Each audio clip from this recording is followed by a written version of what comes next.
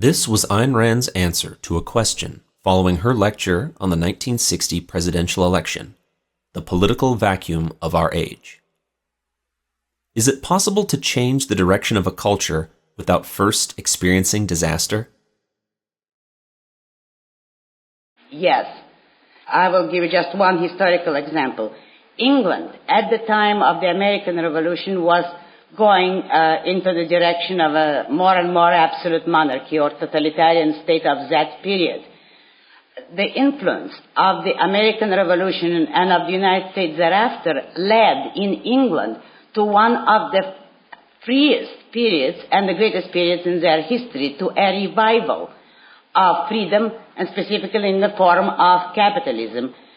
England was the freest country in Europe, probably the freest in the world after America.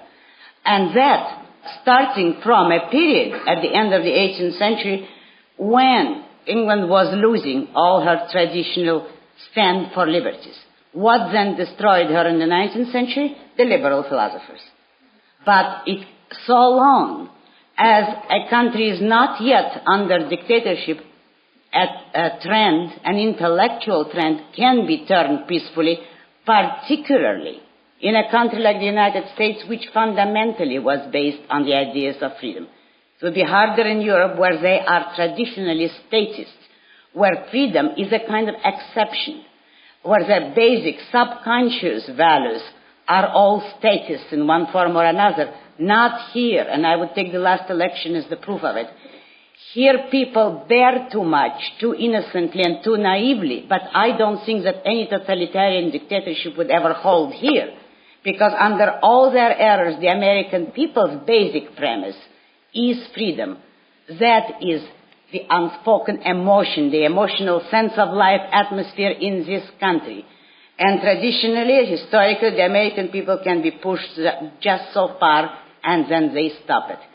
And I think that the trend of today, collectivism in this country, is winning strictly by intellectual default only, with proper intellectual leadership. But I mean enlightened and intellectual, not Foxy and Cracker Barrel. You would have an intellectual renaissance here, I would say, in 5 years. One should never venture such predictions because one can't tell for sure how fast any idea spreads and what are people's free will in accepting or rejecting ideas. But I would venture to say in 10 years you wouldn't recognize this country if you really wanted to go back to freedom, or rather to go forward.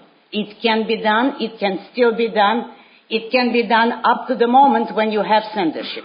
When and if you should accept censorship of the press and of speech, then nothing can be won without violence. But so long as you have free speech, you better protect it.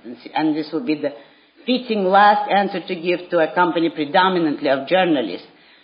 The life and death issue in this country, give up everything if you have to, but don't give up the freedom of the press, and that includes newspapers and books and magazines and television and radios and movies and every form of ideas. So long as that's free, any intellectual term is possible peacefully. Once you can speak, then nothing is possible except by force. So I would strongly suggest that you all get behind whichever movements exist. I don't know much about them, but I believe they do exist, to oppose this last Supreme Court decision about the censorship of movies.